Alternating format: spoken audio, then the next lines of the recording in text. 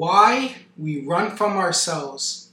In this video, I want to talk about the escape from the self and the addictive mind. Addiction isn't just about getting high or drunk or even seeking pleasure. It's about escape.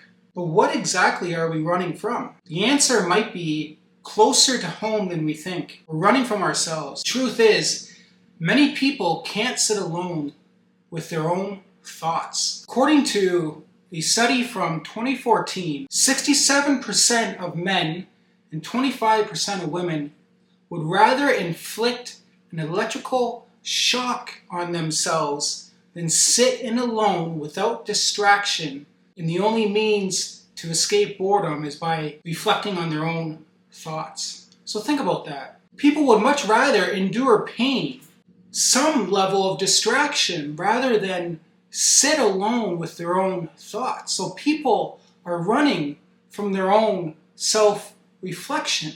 When people fall into addiction, it's often because we're running away from our own self. There's something within ourselves that makes us uncomfortable. And to numb this pressing feeling, we seek drugs, alcohol, and behavioral addictions, even relationship addictions. I know people who can't ever be single. Every time they break up, they're with someone else immediately because they cannot sit alone with their own thoughts. And the other person serves as a physical distraction from their own self. That's how badly afraid they are of whatever unresolved issues try to rise to the surface of their consciousness. So the problem of existential tension resolves itself either through seeking an escape or an outlet, or by sitting with ourselves and contemplating our own mortality and existence. But many of us are not willing to do that. It's much easier to find a liquid salve or to band-aid it with a substance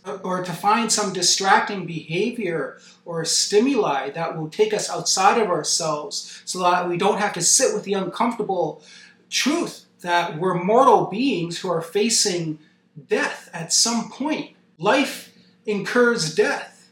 So self-awareness reveals a gap between our ideal self and our actual self, between who we are and who we wish to be. And when that discrepancy is too big, when that gap is too wide, we feel it's too hard to close, to reach the other side of who we want to be from where we are and who we are in the current moment. So instead of doing the work to get to the other side of our ideal self, we escape, we give up, we surrender. But this only prolongs the discomfort and exacerbates our suffering long term, as running away from ourselves only causes a rebound effect to be that much more stronger when we run out of escapes, when we run out of substances, when we run out of alcohol, when we run out of addictions, when we run out of relationships. What do we turn to? We all die alone, and when we're on our deathbed, we all die alone. So who do we have a relationship with? If we don't have a relationship with ourselves, and if we don't have a relationship with God, we're doomed to suffer the inadequacies of not meeting halfway between our ideal self and our actual self. And that is the greatest regret we can ever feel, is not doing the things that we want to do in life. Getting to the end of our road and seeing that we failed to live up to the dreams and the aspirations and the goals of our ideal self. That's where the real pain and regret comes from. So addiction is a coping mechanism. When the gap is too wide, we fill that gap with drugs, alcohol, and behavioral addictions. So Roy Baumeister is a social psychologist, and he's run a number of experiments and written a book on willpower. And he lays out a theory called the escape from self theory. And there's 4 steps to this. Step 1 is, first, we have a painful self-awareness. Self-awareness is a spotlight that shines the light on the discrepancy between our actual self and then our ideal self, who we are, between who we want to be. The second step is a collapse of our goals and standards. So we're unable to meet our goals So if we're unable to meet our goals, we tend to discard our goals and our standards fall in order to let ourselves off the hook from meeting up to our internal standards.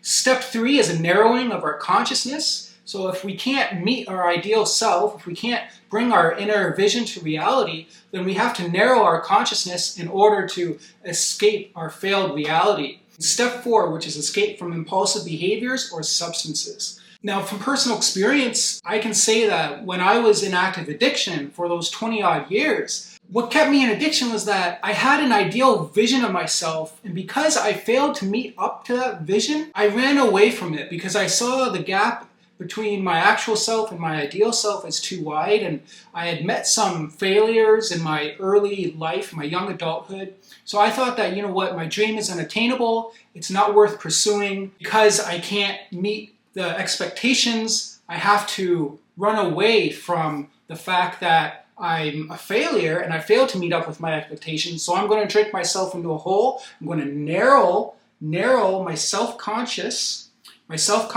or awareness so that I don't have to be reminded of the fact that I'm not living according to my goals and my purpose and my ideal self. So addiction and impulsive behaviors, a temporary escape that causes long-term harm and increases the suffering by widening the gap between our actual self and our ideal self.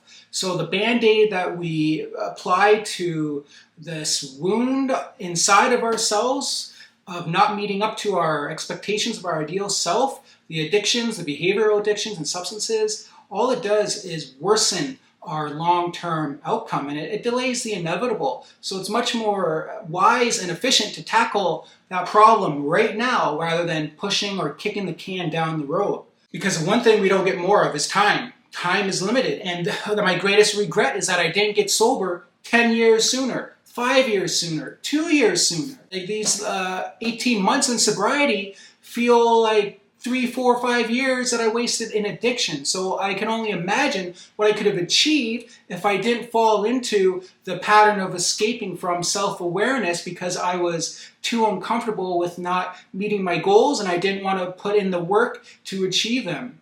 If addiction is an escape from the self, then recovery must involve returning to the self, not as a punishment, but as reintegration. So I have a concept called the observer self model, and the observer self model builds upon mindfulness awareness training, and it's simply that we have these different concepts of the self through socialization and the roles that we've been taught to play through our social interactions, our upbringing, our society, etc.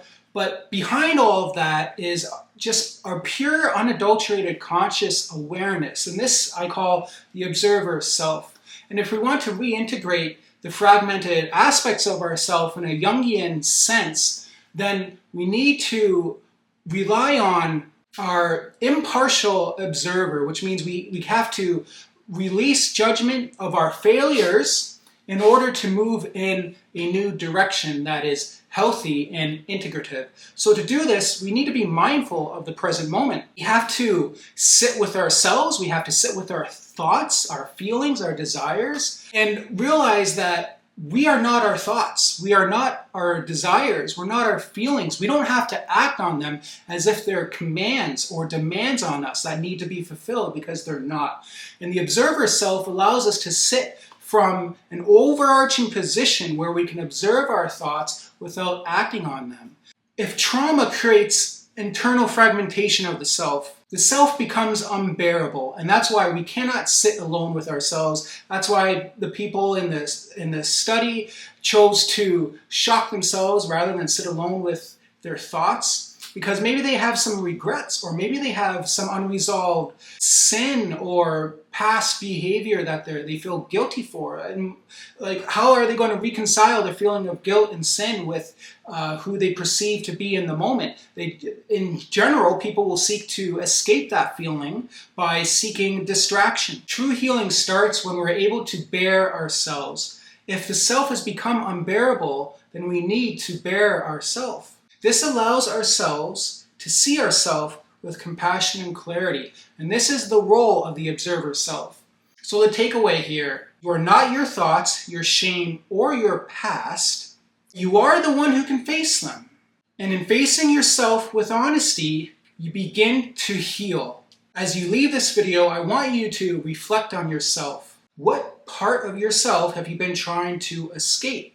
Escaping with drugs, with alcohol, with video games, with pornography, with cigarettes, with movies, with entertainment, with social media, with text messages, with a myriad of distractions in the digital era.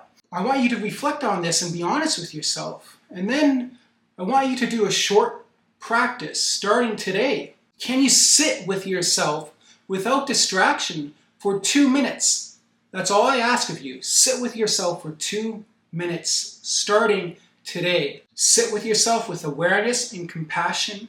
And then I want you to make that a daily habit. Turn that into a mindfulness practice that you can grow your self-observer muscle and become aware of the space in between your thoughts and your feelings and desires. Then you'll realize that you are not your thoughts, you are not your desires, and you don't have to act on them. And that's when your desires lose their strength, they dull their teeth. I hope you find this video well. Leave me a comment down below if you agree with me or if you think that I'm talking out of my behind.